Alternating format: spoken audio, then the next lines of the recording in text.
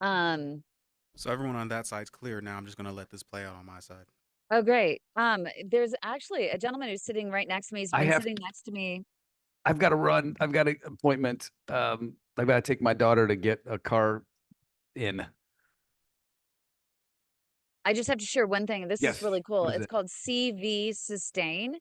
And I did not know that they did this. You know how much trash comes out of every single procedure with Oh, the catheters and all that buckets. stuff? They Buckets. actually are What is that? I giving, can't, your so they're background's giving blurry. Oh. cash for trash. Oh, okay. So with IVUS, so Phillips, IVUS, the intravascular ultrasound catheters, and Shockwave Medical, their catheters, they actually give you, and they recycle them.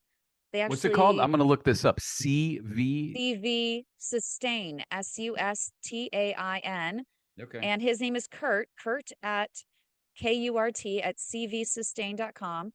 And it's really cool. I've been wondering ever since, I mean, I've been in so many different procedures and I've even taken out the trash.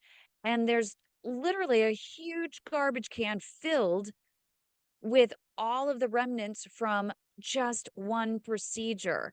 And when I met him and he's sitting right next to me, and I'm going, oh my God, this is a great answer Yeah. that they end up recycling these things and they pay the doctors for their trash Well, and because they then take care of it. I'm on their website. It says save 50% by purchasing reprocessed IV catheters.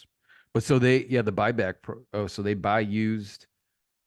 Oh yeah, I'm gonna look into this. I'm gonna look into this. Kim, I gotta bounce. Have an awesome night. Don't do anything crazy. And again, nothing good happens after midnight. Nope. Actually, I'm headed home. So Good. I'm on a flight. I'm going home. All right, I'll see you, I'm in the everybody. midst of cigarette smoke. Speaking Oh, of vascular, holy cow. yes. I'll see you guys. Cheers. Thanks, John. Bye. So it's been incredible, but being here, I have this permanent headache. In case anyone joined early on to this live stream, permanent headache from all the cigarette smoke. So I don't That's know. crazy. I got a question for you. Yes. So it sounds like what we've talked about sometimes before is the standards in having to meet specific standards. Are there really truly set standards for each group? Like India, like we have four different doctors. Do each doctor group have a different standards than the other, or is it like what Dr. Phillips was talking about? Somewhere along the line there, something was missed. Absolutely.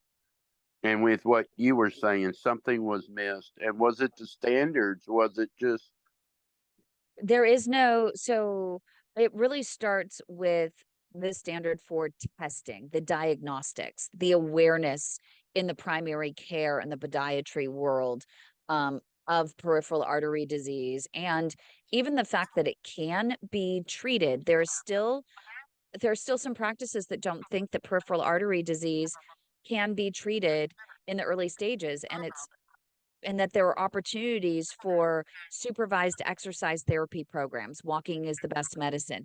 Getting a patient with a dietitian, especially if they have diabetes or are overweight and need some guidance. Great, let's get that intervention early on when it's possible to actually either prevent or stall progression. The other issue is we have a shortage of endocrinologists, the doctors that focus on diabetes and help people with their insulin management. If they're not available, then it just goes and falls back on the primary care, and the primary care doctors are already overburdened with so many different patients and so many different ailments that they're trying to handle from patient to patient. These diabetics aren't even being handled um, early on. And one of our friends in the network, he's one of our global P.A.D. advocates, Sally Hendricks out of South Africa, will tell you when he was diagnosed with type 2 diabetes, he was never even told about vascular complications. He wasn't told about the eye complications. He was basically told, okay, go home, control your blood sugar, and you'll be fine. And he wasn't told about the repercussions. What happens if your blood sugar is out of control? What happens if you have just one extra sugar molecule in your arteries that damages those arteries? they don't talk about that. And that's, we need education sooner, especially for those who have high risk factors. Even if someone is diagnosed with high cholesterol or high blood pressure, the doctor needs to sit down and have the discussion about what happens if your blood pressure doesn't get under control. What happens if you don't control your cholesterol? Peripheral artery disease is one of those things that might happen. And in so many cases, I think I saw, our DEI chairman, Charles Winters, who's on here as well. What if his doctor actually told him in the early stages of kidney disease that this could be an issue? But they don't. Most do not have that discussion. And so I would imagine with this gentleman that John was talking about, that they didn't have the discussion with him about mitigating these risk factors and what would happen if he didn't eat right, if he didn't keep walking and he didn't have the support. And that's where the Global P.A.D. Association is trying to come in and fill this gap and take the burden, the pressure off of all of these doctors that just have so many patients and so little time anymore. And we can help them. We can get them on our walking program. We can help them with their diet. We can help them make sure to understand what will happen if their kidney disease isn't under control and if their diabetes isn't under control or cholesterol or blood pressure. And so there are just so many factors. And so, Douglas, I know this is a loaded question and quite a long answer, but that's then on the early stages. Then on top of that, you have what's called the ARC Act, ARC. And if you have any chance to talk to your congressman, make sure that they are voting for this and pushing this through. What the ARC Act does is it makes testing for PAD standard practice and reimbursed for all Medicare patient and all, I think it's group insurance patients that have high risk factors would have access to early testing for PAD, which would actually spread awareness more to the primary care doctors that, hey, you're getting reimbursed. You need to do this test for these patients that are high risk so we can catch them early when conservative treatment is possible to not only prevent, but even stall progression of peripheral artery disease. Now, then you fast forward now to the treatment using intervention and surgical methods of opening up the arteries or treating the arteries, treating blocked arteries, whether it's with a wire and balloon through what's called endovascular, or it's through surgical means. It could be an endarterectomy, which includes the scraping out of the plaque, or then a bypass where you reroute the blood flow around a blockage. And then the final one, of course, we don't consider treatment, we consider it failure, which is what John was talking about with his patient. Not just the failure in treatment, but it's just the failure in the whole overall system of not catching this sooner, and that's amputation. Can And you there are imagine? society guidelines. There are society guidelines that actually do talk about the protocols, but they're not requirements, right? They're not, their feet are not held to the fire except with insurance saying we will or we won't cover X, Y, or Z. And that's what's really frustrating. What's most frustrating for me is that there is no standard that dictates or guides a doctor in how many procedures can be done if amputation is on the line. How many procedures can be done to help a patient keep their legs longer? And yet that's what the media is latching on to. The real story that you all have told me, all of the patients in our network have told me their experiences, too few procedures before amputation. And society guidelines do suggest that a doctor at least try to restore inline flow, restore that blood flow below the knee and into the foot, restore inline flow to that point of amputation that you're going to do. Try to restore inline flow prior to any amputation. And more than 85% of patients that have come to us that have been on deck for amputation, that we have ended up getting them a second opinion and getting them saved, 85% of them told us that a doctor never even tried to restore the inline flow, meaning They're not following society guidelines. There are guidelines, they're not following it. And that's not getting the attention of the media. And that's what doesn't make sense for me. So everybody needs to come together and put their egos aside and say, you know what? We all have a mission. We want what's best for the patients. We want improved outcomes. We want to reduce amputations.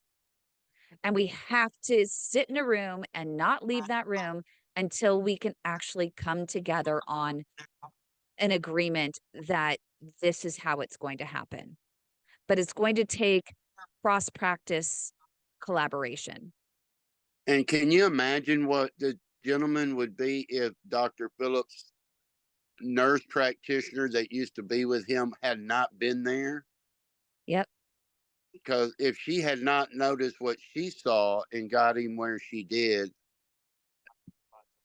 I can imagine it would have just gotten worse and worse, because apparently it was getting missed constantly, wasn't it? Yep.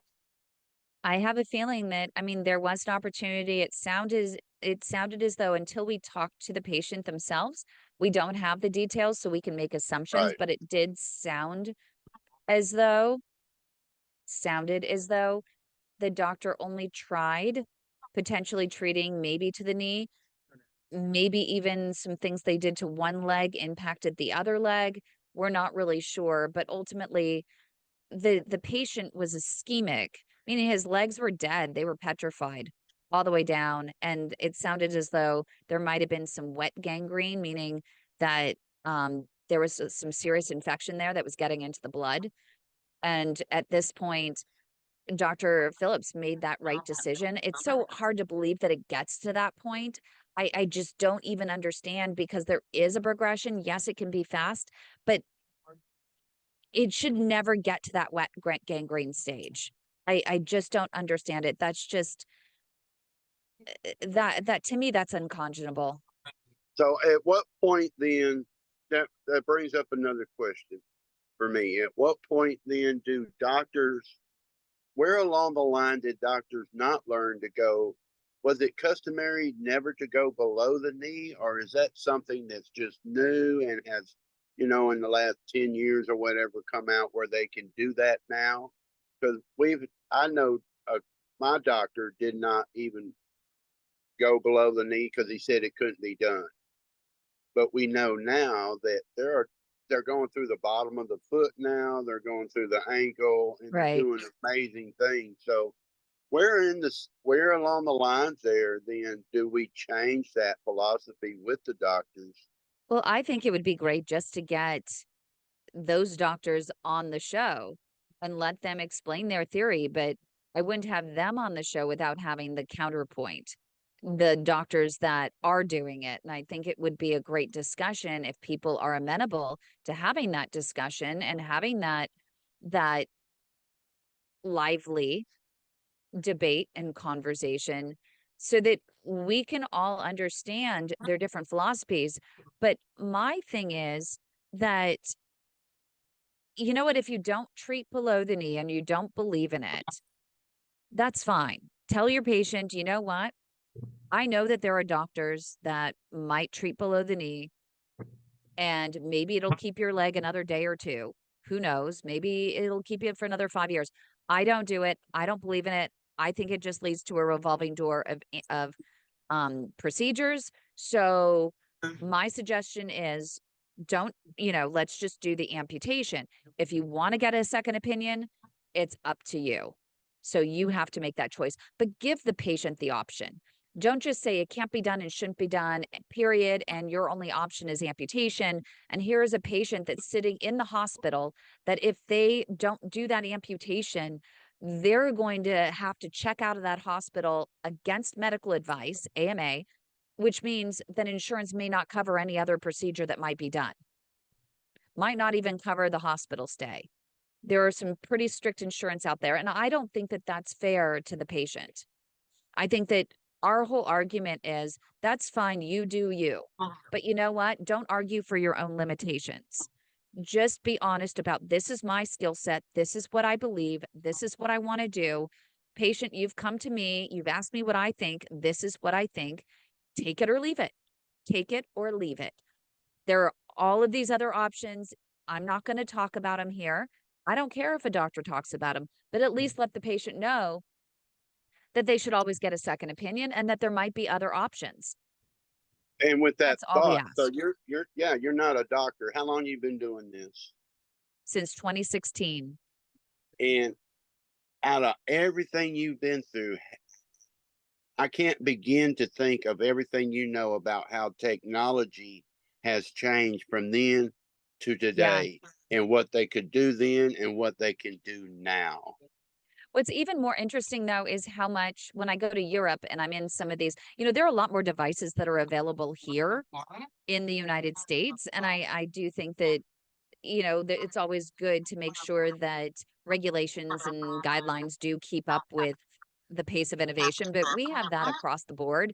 We even see that with AI, that it's tough for federal regulations to keep up with the innovation that's happening around that as well to make sure that doesn't spiral out of control. It's just inherent of technology and innovation in that regulations, guidelines, they just don't seem to keep up with innovation. So sometimes you have to backtrack, and sometimes there are going to be people that are going to find the loopholes in the system and be able to, you know, maybe not make the best decisions, right, for the patients, over money. And so that is a real issue. But it's amazing to see over in Europe what they can do with a wire and balloon sometimes. Very primitive, just a wire and a plain old balloon, or what they call a POB. Um, if they just take the time, they have the finesse with the wire to be able to take that wire and just finagle it through calcium. But what's interesting to me is that I cut my teeth on P.A.D. in Italy with some of the pioneers in treating P.A.D. Dr. Marco Monzi, Dr. Mariano Polagna, Dr. Roberto Ferraresi. I mean, some of these doctors literally were taking wires and balloons clear into the foot long before I have seen them doing it here in the US. And so when I started um, going to procedures in the US and seeing them stop at the knee and treating and not going below the knee, I couldn't understand why that was happening. I said, I don't understand, doctor. Why don't you treat below the knee? I see it all the time in Europe. I've been to 9 cities in 11 days in Europe. I'm coming back to the US, and every one of those doctors was treating clear into the foot. In fact, they would spend a long time treating that small artery in the foot. And I just didn't understand why the doctors here weren't doing it. And the doctors here were saying, well, it'll just close up. It'll just lead to a revolving door of treatment. And then you talk to Marco Monzi, who literally almost doesn't even do any case without treating below the knee. And they have it. I think at the last conference I was at last month there in Italy, he was saying that they have an 85% success rate and they have a very low readmission rate, one of the lowest readmission rates in all of that region. And they treat clear to the foot. So I just think that maybe there needs to be some standard guidelines and techniques on how to do it that could be more mainstream, because there are quite a few studies that are out there. There's I think the one's called the Best CLI study, where they say that still bypasses are better than treating endovascularly, but were the people that were doing the endovascular procedures as part of that study using the more advanced tools and techniques? I was told behind the scenes that they weren't, and so it wasn't really a fair study. And in fact, I talked to 2 doctors who dropped out of that study who said they just didn't feel like it was ethical. They didn't like the direction. They felt like it was completely, their mind was made up of the direction. They wanted to prove that bypasses were the best for every patient who had the below the knee disease. And so, yeah, there's just so much happening and there are no clear answers. as to how this is all going to shake out. But as you heard with Chad Lorich, who practices in Minnesota, I think that was Minnesota is where he practices. He was saying that, you know, everything that's happened recently in the past year with the ProPublica article and New York Times article, it's really shaken up the industry, and it's really lit a fire under everyone. Yes, it's caused so much fury. It's led to horrifying delays in treatment.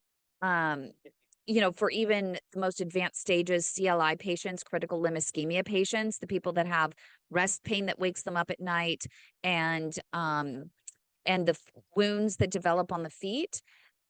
We're seeing delays in those patients because of those articles. The insurance companies are denying and delaying those procedures to open arteries for those patients, which again, my favorite word in this is it's unconscionable. But the good news out of this whole thing is we're now having the conversation between hospitals, between OBLs, between societies, between doctors, even here, that, you know what?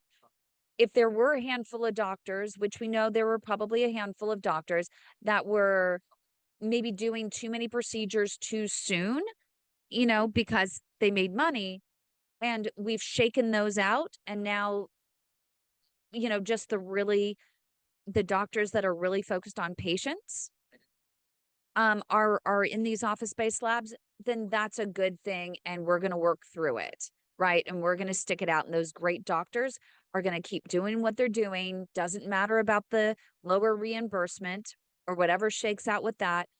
We're going to keep saving patients' limbs, and we're going to keep fighting insurance companies if we need to for timely, effective limb and ultimately life-saving care. Are you seeing that where you are now with the different companies and and how people are trying to come together now different than it was? Ugh. I think that there's certain segments of people, like, for example, here at the OEIS conference that I'm at, you see vascular surgeons, interventional radiologists, and interventional cardiologists all talking together, working together, collaborating, trying to strategize on how to move forward with the patient's best interest at heart and doing the right thing. I think that that's amazing. We've also seen the Society for Vascular Surgery, the Society for Cardiovascular Angiography and Intervention. That's the Society for Interventional Cardiologists, and then the Society for Interventional Radiology. They've all come together in what's called the Pulse campaign, and that's a campaign to raise awareness for P.A.D. And it's nice to see them coming together to just try and get P.A.D on the mind, P.A.D on the tongue in the mainstream audience. So we're seeing some of these nice collaborations, which I think is absolutely fantastic.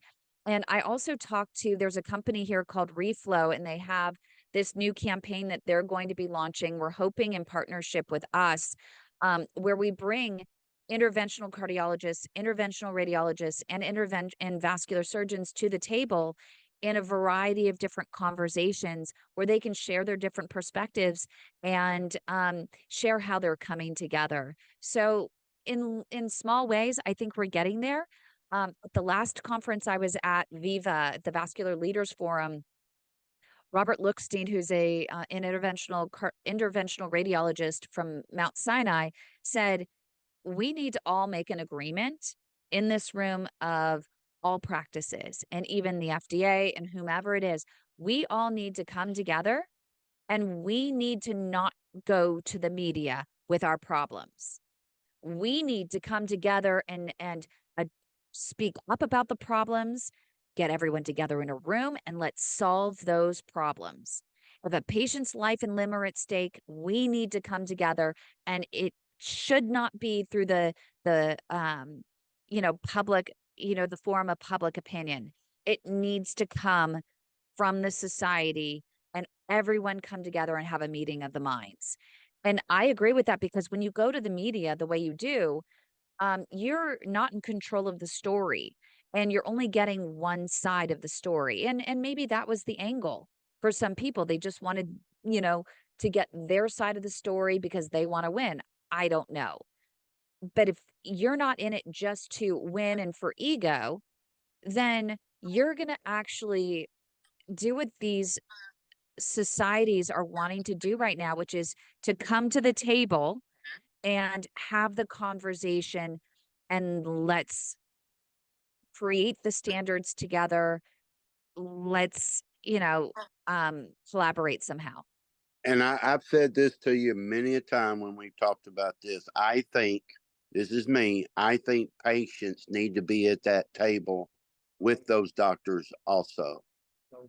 Yeah, and I think that through us being at the table and being at these conferences, we're getting a variety of everyone.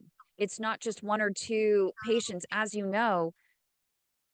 every single patient with PAD seems to present differently. You all have your own story, you all have your own journey. And so what we find is that if just one or two patients are coming to the table to share the story, it's not representative of everybody. And, one patient, for example, went to the New York Times and says, "Oh, I had too many procedures that led to amputation." So that becomes the story, and it's just so everyone is having too many procedures that are leading to amputation. That becomes the story, versus I'm going to come to the table and I'm going to say, there may be this one, there may be this one, there may be, too few procedures, there might be too many amputations. Like, I can bring them all together. I can raise all of your voices together. And that's why I like, Charles, our DEI committee chairman, and actually you, Douglas, and I think Marcia was on here, all part of the DEI committee that came up with the idea to come to our table, having nearly 24 patients of a variety of different experiences, versus saying, let's just have one or two token patients at their table. Come to our table and bring your standards. Listen to us here. Come to our territory and let's have that conversation. And we already had that organization, Insight Vascular, that has office-based labs in Alaska, Hawaii, and Washington, that came to the table, and they were able to have all of our crew review their discharge papers, their intake forms, talk about, the issues with, with how clinics are dealing with the patients and what more they can do to make a patient feel more at home and to comply with the lifestyle modifications that are so important. So I invite more people, and I think every society needs to come to our table and present to all of you.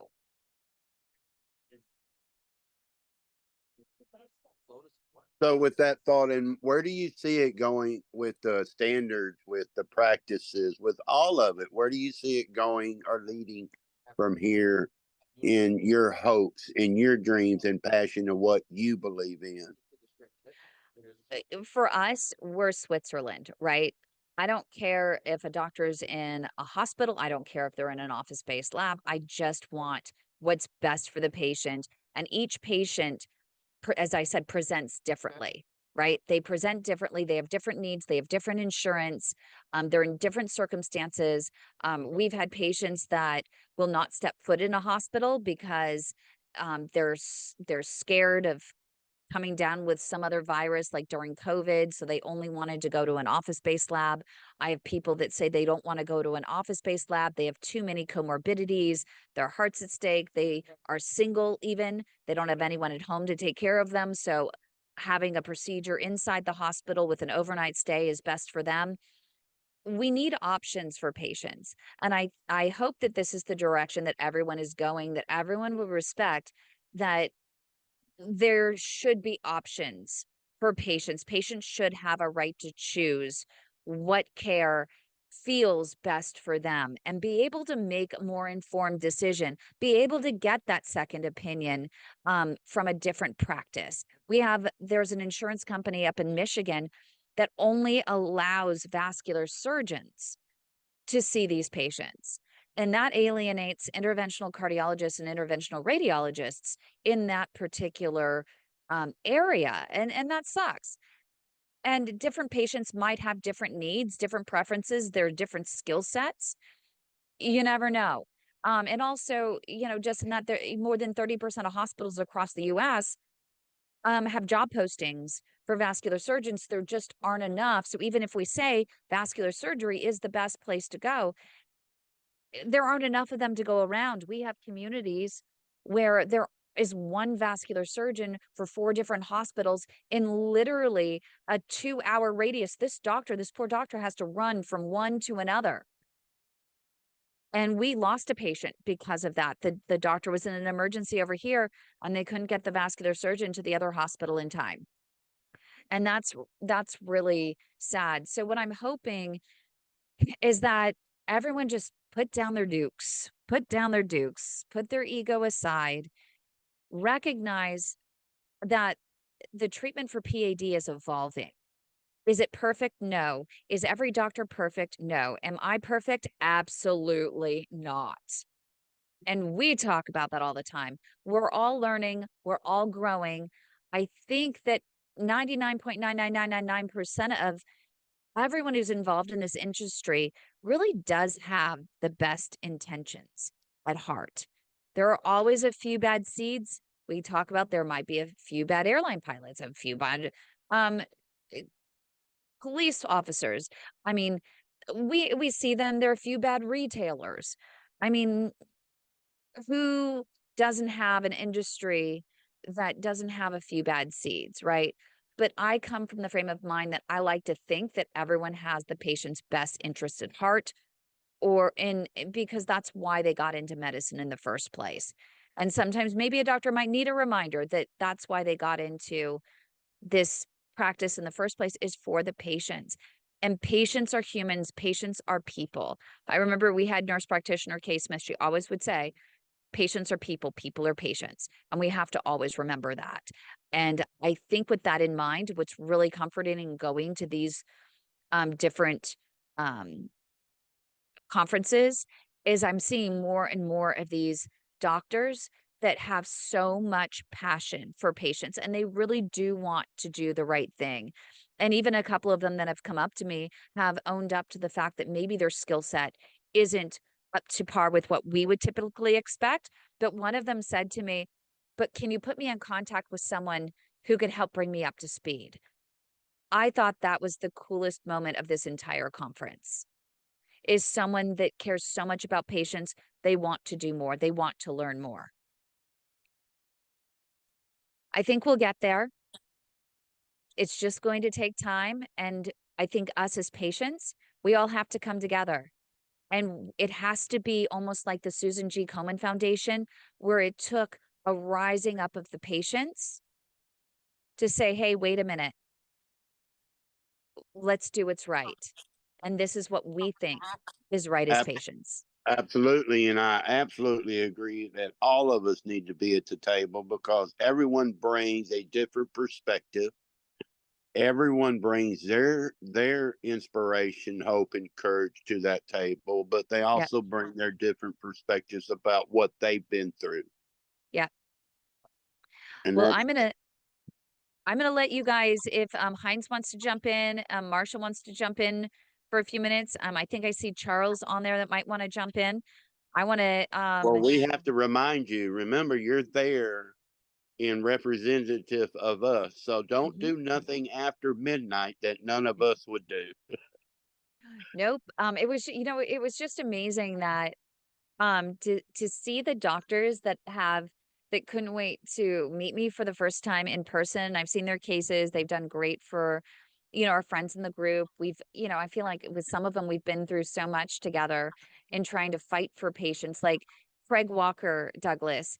The fact that he remembered your name, just with as many people, he could see up to 100 patients a day. And he remembered you. He remembered your name. He remembered Thomas's name. And not only your first name, he remembered your last name.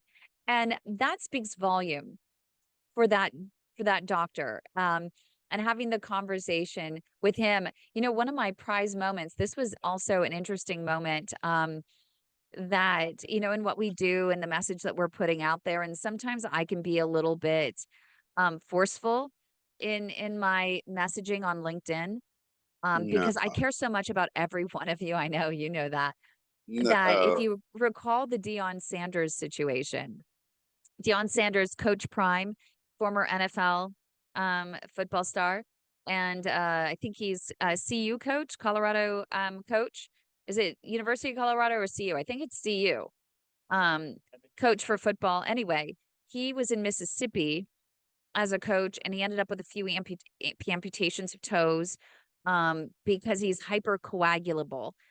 They wouldn't call it peripheral artery disease, so we couldn't look it up. He won't relate to us because they won't call it that because peripheral artery disease is defined by atherosclerosis in the arteries. So meaning calcium, hard plaque, right? That's causing restricted blood flow. And so he ended up going to Colorado, and in Colorado, he ended up with the same issue. He was hypercoagulable. He had blood clots. And we know that if someone's over 50, they likely have plaque in their leg arteries. So you could probably call it P.A.D. Because the treatment's going to be pretty much the same, whether it's just blood clots or blood clots. And they're going to go in there. They might take a catheter delivery of clot busting drugs and just pop it in there. They might use a thrombectomy device to suck out the clot. Then they're going to use a balloon and they're going to push the rest of the plaque aside, possibly use a stent, whatever it might be. But needless to say, Coach Prime was on the verge of another amputation. And this time they were looking at taking even more, possibly his leg, possibly his foot. We weren't quite sure. But in this social media video that they posted, one of the doctors, Max Wooler, says, you know what? We could try to open up those arteries again below the knee, but it'll only close up. And basically, why delay the inevitable? It's just a revolving door. And I was livid in seeing this because not just because of what he said, but it was because of the social media comments, other patients that were in Coach Prime's situation saying, oh, that's interesting. So if Coach Prime's doctors are saying, don't try to open up those arteries, it's not worth it, just go for amputation. Why not us? We're going to go for amputation. And I saw that in the thread of comments. And I'm like, oh my God, we need to stop this madness. This is not good. And so I called them out on LinkedIn and I said, hey, you guys got to do the right thing. Please don't put that message out there. Each individual person, needs the best and deserves the best chance to keep their legs.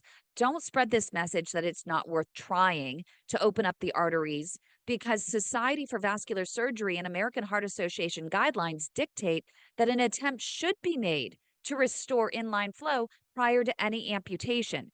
So that's the message that should be offered if you're going to do a social media post that's going to be that high profile with a star, Deion Sanders. P.A.D. doesn't have a face, a big face, a celebrity face, right? And so if Deion's going to come out with that, we got to make sure that it has the right message. So what's interesting is they did end up doing the right thing. And they probably, there were probably a lot of nerves, for the doctors, and things didn't come out the way they meant them to come out. And I understand that. But I'm sitting down in the bar area late at night after dinner, just talking to Dr. Craig Walker and Dr. Eric Dipple and some representatives from a company called Reflow that we mentioned has that stent that has the spikes that pokes into the plaque, and you leave it in there for like 6 minutes, and then the stent can actually be removed. Something that they're working on. Hopefully we'll get FDA approval at some point if it's helpful for patients. But we were sitting down there and this gentleman, Raphael, comes up and he's talking. And then Craig Walker whispers to me, he says, oh, that's, one of Deion Sanders' doctors. And I was like, oh my goodness. And so we continue talking, and Raphael comes around and he walks right up to me and he's like, hi, my name's Raphael. I'm a doctor in Colorado. And I said, hi, I'm Kim. And he's like, Kim McNicholas. He's like, we talk about you. He said, you caused quite a stir. You were a big point of discussion and a point of contention, with our crew on how we were going to handle the social media buzz that you created. And in that moment, I was thinking, right, wrong, or indifferent, we had an impact. I think we influenced the care and hoping that they would take a step back and go, whoa, we gotta stop for a second and think about the message we're putting out there. And we've got to at least try. And maybe they would have tried before. Maybe they were going to try. And maybe the social media video just came across wrong. And they said things that maybe they didn't mean. But the fact is that it ultimately led to the right thing happening. And this guy's a great guy, great doctor. It turns out that they do treat all the way into the foot. They do it all the time. And so we had a really great, meeting of the minds and conversation. And I was very impressed. I do also know there are days you struggle thinking that what impact are you having, and you do so much for everybody 24 hours a day, 7 days a week, 365 days a year. Yep. You do that. And we always want to remind you that your impact goes beyond what you can visibly see sometimes. It's and we're all a part of that. We got your back on that, but you just don't forget how much your voice makes an impact in saving life and limbs out there, and how much you do for so many, and your impact by that passion that you have. And yes, sometimes you can be curt, but that's what you need to be. You need to be upfront, and you need to have that ability to stir the waters sometimes, because that's what it needs. Sometimes we all know that sometimes a little revolution doesn't hurt. And Thank years you, of warrior. Douglas. So And remember thank you, that. Charles. Yeah, no, sometimes it's hard. There were a couple times where a couple have come up to me and they do a little doc-splaining or scolding of me for overstepping in certain ways. And, the thing is that, my chairman, said to me just yesterday, he says, Kim, you know what? Everyone knows who you are now. And you're making a difference. But you need to develop a thick skin. And you know how many times, and I appreciate all of you who are even listening, that have allowed me to be human with you, that have allowed me to vent, to share probably more than I should about my experiences and what's going on in the reality, what's going on. But my whole thing is, I'm transparent. I'm a real old school journalist at heart with high integrity. And I don't believe in holding back. I don't believe in lying to people. I really believe in being transparent and being who you are and speaking your truth and allowing yourself to just be vulnerable. Because, it's in those moments that we can actually create the change that we want to see and actually create the family that I think that we all have here through this community. Absolutely. I have a piece of Kim. paper with your autograph. I'm gonna keep it for the next 10 years and sell it in 10 years, because it'll be worth a lot of money. Kim, you are Hi. known. Dr. Armstrong says hi, by the way. I saw him yesterday. He was so upset. He was so upset that you texted me first. He was like, he beat me. I was gonna text you. But he tells all the people that are helping him out when they do procedures about you, and explains what you do, and they find it pretty interesting. They didn't know it existed. So he's a big advocate for all this also. Yeah, he's such a good guy, isn't he? And I'm Yeah. so glad he loves you. And I love that he always, when I saw him in Washington, D.C., he Yeah, he actually said was that. one of the proponents for me And I don't know exactly how it went down, but I know it had to have been Dr. Armstrong and this other Dr. Eric Sizemski that fought for me to be at the table, to raise your voices at the table of the Vascular Leaders Forum. And it means the world to me that they did that. Yeah. But the fact that he remembers who you are, and I'm able to share with him how much you're walking. And I was joking with him. I said, that really speaks volumes, about Heinz, that he was upset that he had to put off walking his 5 miles that he was hoping to get a day for a few days so he can recover. Yeah. And I love that about you, that you just keep persevering and pushing yourself. And it's fun to see. I'd love to know what really motivates you, what keeps you going. I mean, because you go through a lot. Well, I'm lucky though. I'm really lucky. I told them But- yesterday what they did for me, what my previous doctors did for me. I was very lucky, so I look at my disease a little differently than others because I got it a different way. Mhm. So, but again, I thank them every time I see them that they did what they did for me. And I have the time, so I walk. I love it. I love it. I might tap into you because we're going to get a lot of signups for our walking program, and would love it if you would help participate to get on the phone with a few of them and help motivate them, and have them even join you on your walk and talk them through it. Well, I've been on both sides, so I did have the claudication too, so I do know what it feels like. Yep. So And how you being on the phone with them and talking them through that claudication yeah, would be great. yep. It was we a do have thorn in my side, but I got through it. And that's amazing. And we do have a question coming in from Opal Dancing. What about underweight people? Should we not be tested for prediabetes, insulin resistance, and other related issues? I don't care what weight you are. I think every single annual physical, you should actually get tested for prediabetes. And if you're prediabetes, it just takes one sugar molecule to scratch an artery and lead to plaque buildup.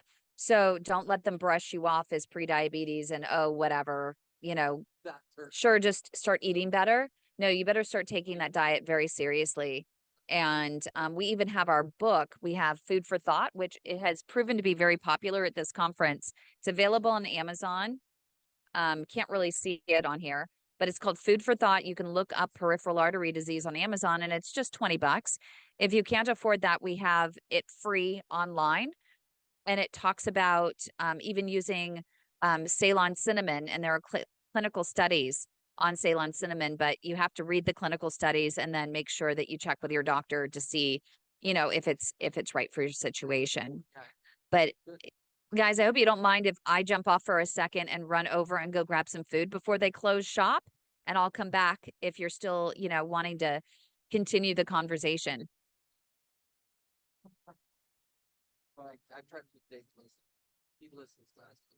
Go grab you something to eat, young lady. Okay, you want to stay on? Yeah, I'll be on for a few more minutes Okay. if anybody wants to stay. Otherwise, I'm gonna fix me something to eat too. Okay, well, I think it's probably a good time to even just jump off and end. If anyone has any questions, they can go ahead and email me at KYM at thewaytomyheart.org, at thewaytomyheart.org, all spelled out. You can also call our Lifesaver hotline, 415-320-7138, 415-320-7138. And P.A.D. navigators are standing by, including myself and Douglas and a couple others. So just call anytime with any questions that you might have. And again, a big shout out to my producer, Colin, over in the KTRB studios, and also to Josh, who's producing our live stream and engaging our audience there. Thank you guys so much for all your support, and Heinz and Charles and Marcia for all joining us. And I think we had a few others that were joining us here and online. So thank you so much, everyone. And we'll see you actually. When is our next broadcast? Is it on Tuesday? We're doing our very first What's Up Doc. And so it's at 1:30 Pacific time, 1:30 to 2:30, 2:30, 3:30, 4:30 Eastern time. We're going to do on Tuesday, we're going to do What's Up Doc. And so any questions you have for doctors, round them up and let's get them squared away, and we're going to get them answered for you on Tuesday. And then Wednesday, Douglas holds an amazing chat. Email Douglas, DOUGLAS, Douglas at thewaytomyheart.org if you want to join those discussions. We don't make that link public, but he holds a conversation every Wednesday. And on Fridays, we are now doing our Friday foodie or food for thought or Patty's plate, whatever we're calling it. Foodie Friday. Foodie Friday. And I think we might have a professional chef who's going to come on Friday. So stay tuned for that. So that'll be exciting. And starting in May, we're going to have Marsha on Mondays do a Tai Chi class to help us just do something different and learn. Get our mindset. Yep. We're calling it Moving Monday. So we have a lot of great stuff going on. Yep. Thank you so much, everyone. We appreciate you. I love you, Douglas. Love you all. And I'll talk to you very soon. All right. Be good.